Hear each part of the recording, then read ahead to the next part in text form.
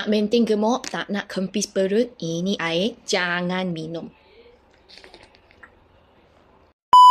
Kalau korang dah start minum air bakar lemak ini, selera korang akan berubah. Dulu korang suka makanan-makanan manis, minuman manis, goreng-goreng. Selepas korang minum air bakar lemak ni, korang akan rasa tak berapa suka nak makan.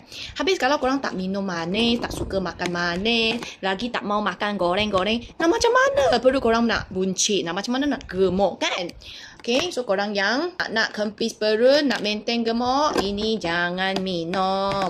Okay, lepas tu, selepas korang minum air bakar lemak ini, korang akan rasa badan korang bertenaga.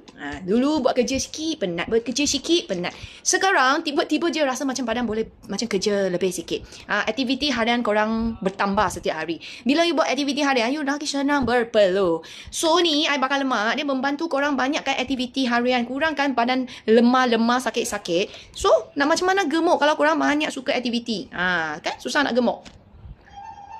So, korang yang nak gemuk, tak nak badan korang bertenaga, tak nak tambah aktiviti harian, jangan minum air bakar lemak ini. Kalori untuk satu sachet air bakar lemak ni hanya 10 sahaja. So, kita minum ni setiap hari 10 kalori sahaja. Dalam tak ada tambahan gula, tambahan susu, creamer yang menaikkan gula dalam darah. So, bila dia tak naikkan gula dalam darah, kita akan rasa kurang rasa nak makan. Dah lah, you kurang rasa nak makan, perut korang selalu kenyang-kenyang, kalori dia begitu rendah. Macam mana nak gemuk, perut buncit? So, siapa yang tak mau kurus, tak mau kempis perut, korang jangan minum. Kalau saya maulah. Saya mau kurus, saya mau kempis perut. Saya tak mau asyik mau makan. Saya tak mau asyik mau makan manis, suka manis. Tak mau. I nak bertenaga, boleh aktiviti, boleh senaman.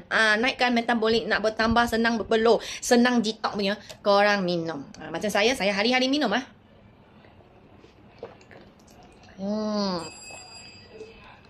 Rasa dia tak manis langsung pahit-pahit manja punya. So 1 liter dengan 1 sachet biasa saya akan minum selepas sarapan 1 jam. So 1 liter ini saya akan habiskan sebelum saya lunch. So after lunch nanti saya akan isi lagi 1 botol air kosong dan minum petang sampai malam.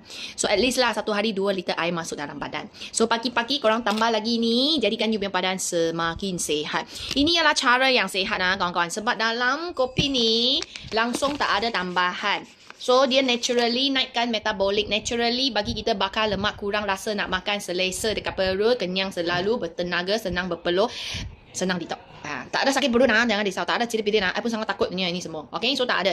Dia natural punya. So, korang yang nak